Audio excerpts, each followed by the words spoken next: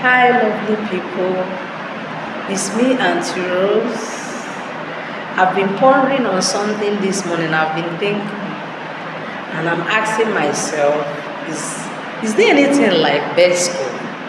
Because you hear some parents say, I want to send my children to the best school in town. Maybe, what is your definition of best school? Because when you ask most people best school, they think of what, especially women, what comes to their mind mostly is the most expensive schools in town. They assume that those schools are the best schools. Well, I'm not against you sending your children or your child to expensive school or to any school that you feel that is the best school. But I want to tell you something today that you have to know that the best school is at home. The home is the best school. The home is the best school. By the grace of God, I've been teaching for years and I've come to find out that school actually build on what you've started at home.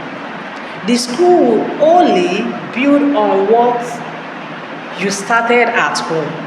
And the impact of what the school will do for you, the impact is based on how well you have started at home. If you have started well in building up your children or your child or your world, it's going to reflect in the school. Because school has a lot of activities. So they may not basically do all in quotes that you may want. For instance, if you ask me, I will say before you release your child or your children to school, there's one thing that you must teach your child or your children. One is love. You must teach your children how to love. Many parents claim that they love their children. They will buy them gifts. Oh, it's your birthday, I'm buying you gifts, I'm changing your wardrobe, I'm doing this, I'm doing that. And they feel that that's the best way to show my child that I love him or I love her. Fine, well, good. It's good to buy gifts for your children. It's good to send them to the best school. But the best way to demonstrate love is it's not just in gifts. It's not just in what you buy for them. It's not just sending them to the best of school. It's proving that you love them. How do I mean proving that you love them? How do you react when your children wet their body? Maybe at home may be easier, or in public place.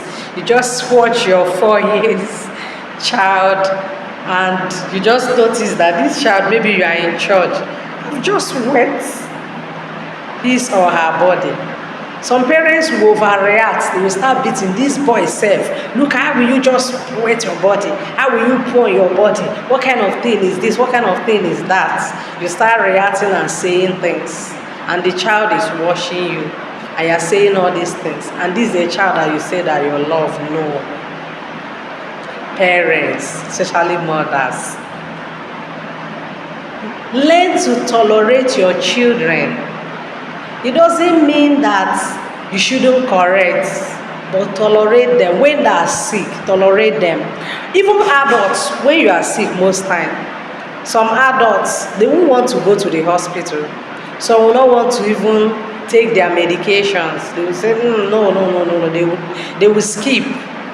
The same goes with children. And you adults, yours is even better. You have the knowledge of the importance of health or why you need to take your drugs. But most times these children don't know. So you shouldn't just come here, Mike, you refuse to take your medicine, you start beating the child or start forcing the child or start saying things. No. Sometimes explain things. You are feeling that our children that they may not understand. No. These children understand a lot. Sometimes explain. Michael, you need to take your medication. You are seeing that your body is you are strong or you are sick, that your body is even hot. You need to get well so that you can start playing. I want to give you your medication. This medicine is actually bitter, but I will try my best to just make it in a way that you will love it. Just manage, okay? We are going to be taking these drugs in few days, or maybe just today or a few days, and very soon to be over, you become strong again. It's easier.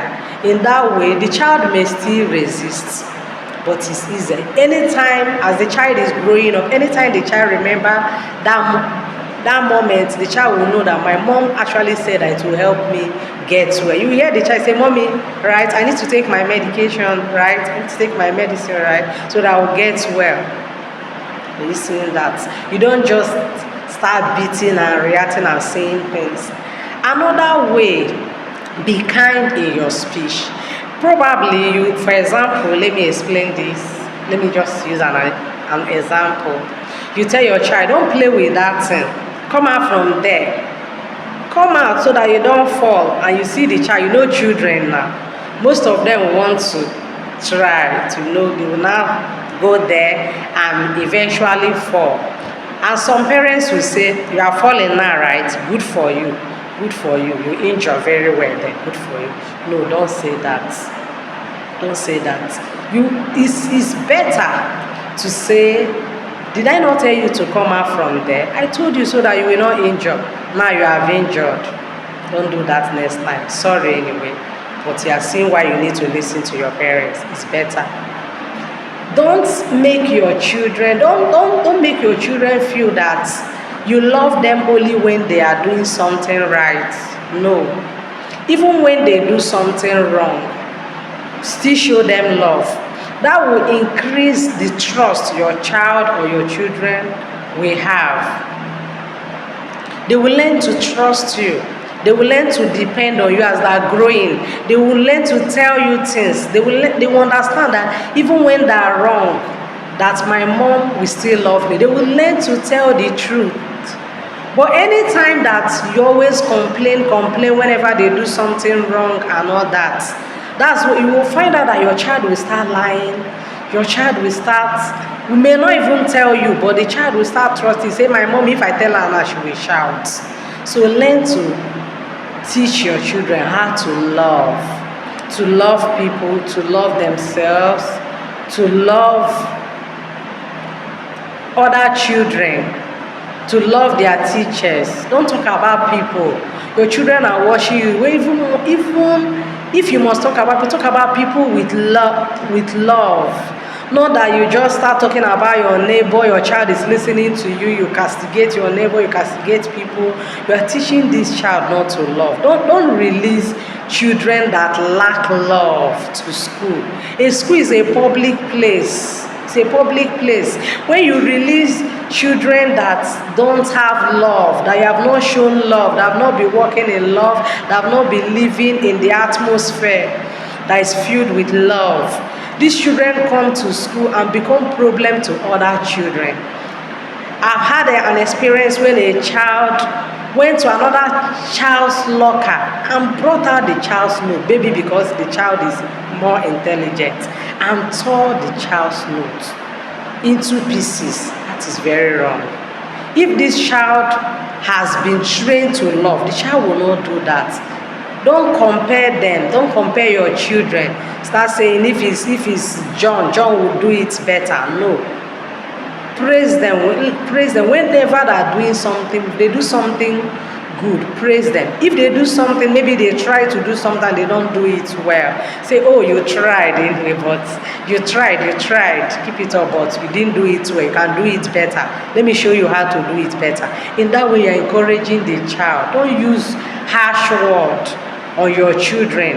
Don't compare them with their neighbors. Don't compare them with their cousins. Don't compare them with their siblings. This makes them to live a life of competition, and when they come to school, you start seeing them start being jealous of other students or other pupils, and thereby creating hatred. Release children to school, children that you have trained to love, children that you have shown love, children that have been groomed in the atmosphere of love. And I bet you that this when the school build on these children and they come back home, you will have a total child. Thank you. We're going to end it here today. See you next time. Love you. Bye.